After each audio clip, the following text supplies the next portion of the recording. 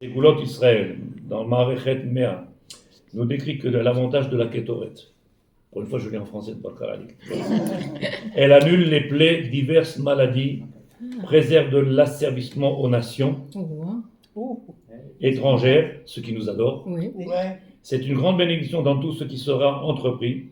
Elle préserve la sentence de l'enfer, de Gehinnom. Elle annule les mauvaises influences et neutralise l'influence de sorcellerie. Ça vaut pas le coup de lire. C'est ce que j'allais dire. Ça vaut le coup. Mais il ne faut pas lire ça toute la journée que toute la journée. 3 fois par jour, c'est déjà pas mal. Hein. Elle annule les mauvaises pensées et permet d'acquérir les deux mondes, ce monde-ci et le monde futur.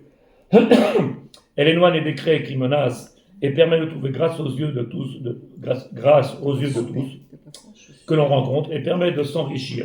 Loué soit celui qui prendra soin de lire 3 fois par jour les Kétoret. Donc il y a ici de quoi venir avec ce qu'on a aujourd'hui. Et quand j'ai dit, moi, dans la Beth Knesset, parce que c'est moi le Rav, j'ai dit, Tzadikim, qu'est-ce qu'on peut faire? Prendre des armes, on ne peut pas. C'est marqué que ça annule tous les décrets.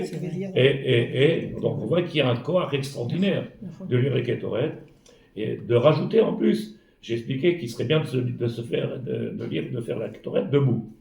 D'où j'ai apporté ça. Je ne savais pas. Ah, ok. Je savais Okay. Ça, je l'imprime et puis je le mets. Ah, le petit mot là qui a écrit. Oui, en français. Vous avez eu du mal à le trouver alors. Non, je pensais. Ici. Et quel est l'avantage de lire les Kétoret? Maintenant qu'on sait que ça a une ségoula particulière. Ataou, c'est là. Quel est l'avantage de faire ces Kétoret 3 fois par jour? 1, c'est une ségoula, et 2, le Kohen. Mets le chose là-dessus.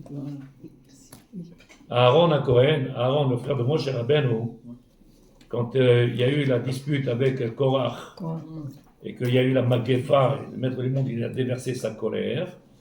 Alors Aaron, il s'est levé, c'est marqué dans la parasha de Korach, Vayamod Aaron, Vata'atzar Magefa. Il s'est levé, et la Magefa s'est arrêtée. Quand il s'est levé, il a apporté les Kétoret, les encens, il a fait Chen à Hashem, et le maître du monde, il a arrêté la Magefa. Là-bas, le Zohar HaKadosh, il dit, d'un côté, il a fait en sorte d'arrêter la mort de tous ces... combien de Bnei Israël sont partis, et de l'autre côté, il a arrêté la Magefa totalement. La mort de ceux qui étaient... Ça allait être une catastrophe. Et il a arrêté la Magefa, Shiloti et Hot Magefa. Donc en réalité, c'est nous aujourd'hui qu'on est concernés.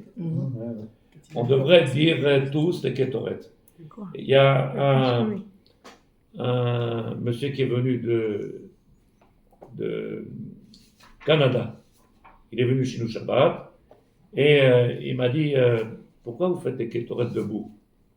Je lui ai expliqué.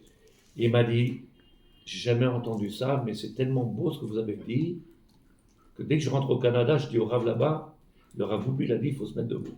Alors c'est quoi exactement? Les Kétoret, c'est Vayamod. D'accord.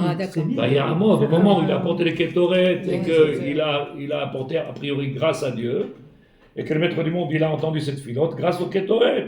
Vayamod, il s'est mis debout, il a intercédé, il a arrêté la Xéra. Donc c'est la raison pour laquelle j'ai dit, d'une manière ou d'une autre, on le lit. Oui, c'est vrai. On le lit 3 fois par jour, qu'on veuille ou qu'on ne veuille pas. Je parle pour ceux qui font les filotes entières. Parce que malheureusement, beaucoup ne commencent pas la tfila depuis le début. Ceux qui font la tfila depuis le début jusqu'à la fin, bon, Hachem. Est-ce qu'on peut rajouter quelque chose? Ça n'a rien marqué. Puisque lui-même, il s'est mis debout avant. On se met debout. Et c'est quoi être debout? Pourquoi on fait la Hamida debout, on ne fait pas la Hamida assis? Ça s'appelle Mahamad. C'est un Mahamad. Quand on va se présenter devant quelqu'un d'important, on n'est pas assis. On est toujours debout.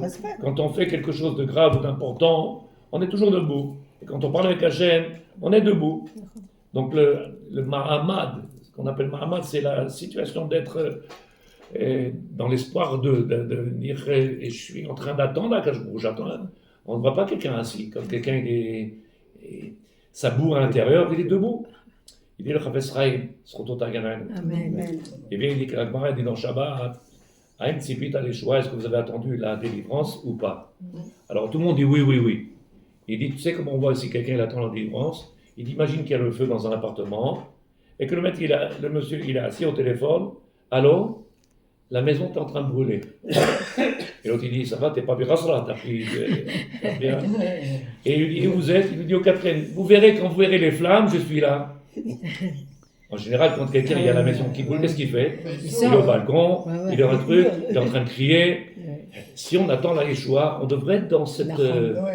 Et nous on dit, Mashiach, ça marche, c'est bon. On est tranquille, notre esprit est tranquille. Si Bémet, tu penses à ça, et si tu vis ça, alors il devrait avoir une... Est-ce que tu comprends? Oui, oui. Ken, Tout à fait. les mots c'est beau, mais il y a l'action surtout. Les mots c'est beau, mais il y a l'action. Bon, Nasser Bishma.